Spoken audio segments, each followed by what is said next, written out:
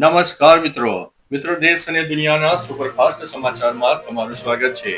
ધુરંધરનો box office ઉપર ધડાકો. રણવીર સિંહની film ધુરંધર box office ઉપર સુનામી બનીને ત્રાટકી છે.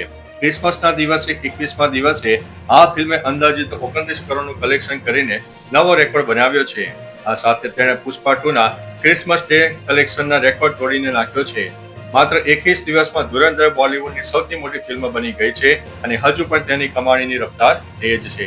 અન્ય મહત્વના સમાચારની વાત કરીએ તો સુભાષ બ્રિજને લઈને સૌથી મોટા સમાચાર સામે આવ્યા છે.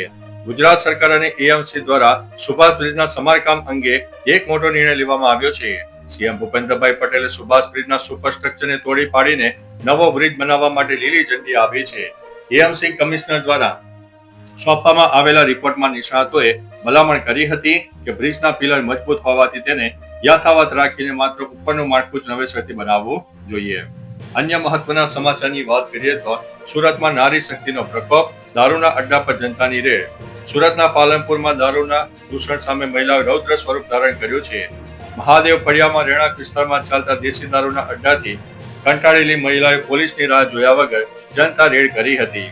બાળકો સાથે અડ્ડામાં ઘૂસેલી મહિલાઓએ દારૂનો જથ્થો રસ્તા પર ફેંકીને નાશ કર્યો હતો. બુટલેગરોમાં નાસભાગ મચી ગઈ હતી. સ્થાનિકોએ પોલીસની નિષ્ક્રિયતા સામે રોષ ઠાલવ્યો છે અને તંત્રની કામગીરી ઉપર સવાલો ઉઠાવ્યા છે.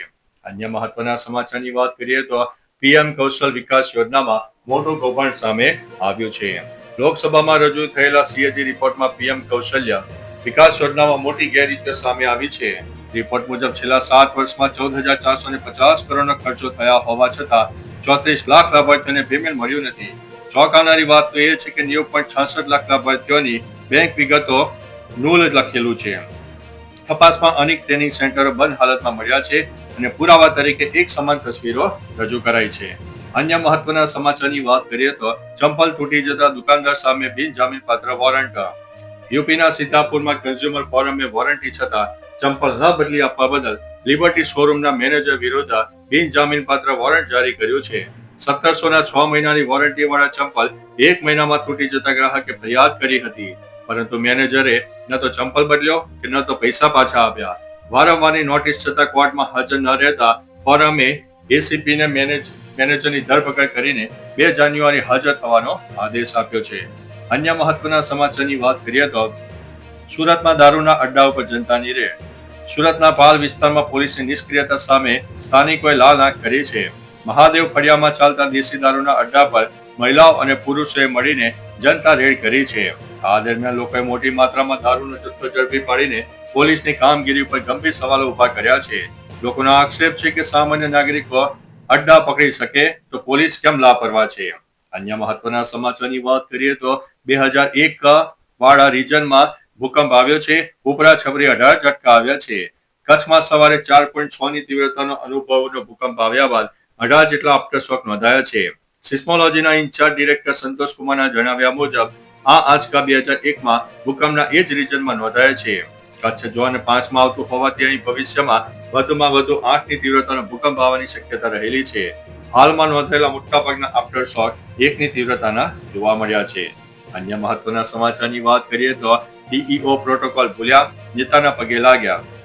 વડોદરામાં સાંસદ ખેલ મહોત્સવના પૂર્ણાહુતિ કાર્યક્રમમાં ક્લાસ 1 ઓફિસર મહેશ પાંડે વિવાદમાં સપડાયા છે. જિલ્લા શિક્ષણ અધિકારીએ મંચ પર વિધાનસભાના દંડક બાળુ શુક્લાના ચરણ સ્પર્શ કરતા રાજકારણમાં ગરમા આવ્યો છે. અધિકારીઓના આ વર્તનથી મંચ પર હાજર મહાનુભાવો આશ્ચર્યચકિત થઈ ગયા હતા.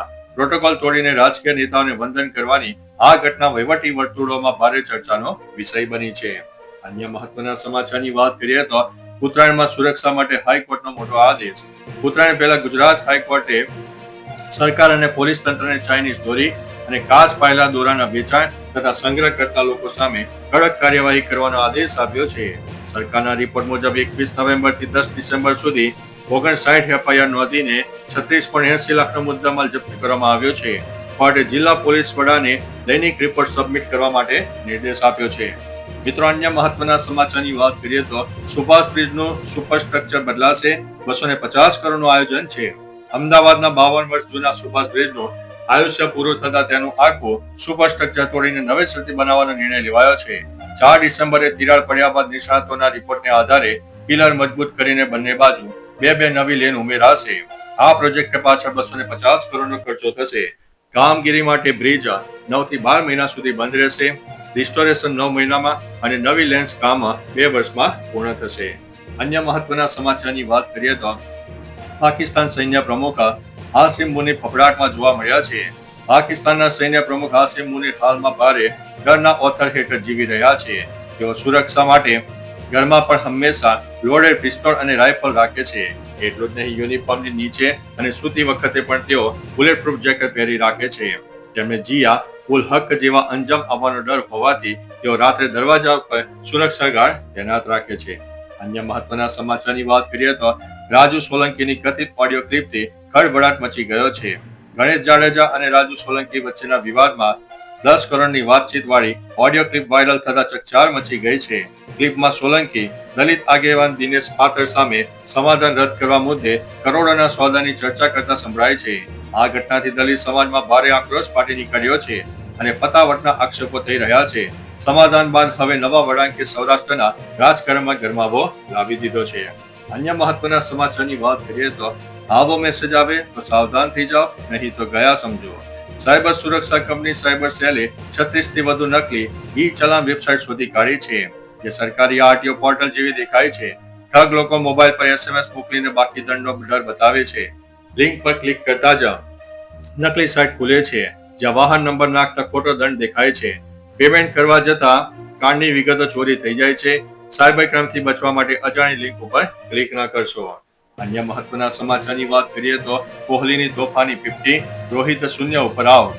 વિજય હજારે ટ્રોફી 2025-26માં વિરાટ કોહલીએ ગુજરાત સામે આક્રમક બેટિંગ કરીને માત્ર 29 બોલમાં અડધી સદી ફટકારી છે. કોહલીએ કુલ 77 રન બનાવીને દિલ્હીને 254ના સ્કોર સુધી પહોંચાડી દીધું હતું. બીજી તરફ મુંબઈ તરફથી રમતા રોહિત શર્મા ઉત્તરાખંડ સામે પહેલા જ બોલે 0 રને આઉટ થતા ચાહકો નિરાશ થયા હતા. ઋષભ પંતે પણ 70 રનનું યોગદાન આપ્યું હતું. કોહલી અત્યારે જબરજસ્ત ફોર્મમાં છે. તો ચાલો મિત્રો, ફરીથી દેશ અને દુનિયાના સુપરફાસ્ટ સમાચાર લઈને મળતા રહીશું. ત્યાં સુધી અમને રજા આપશો. નમસ્તે.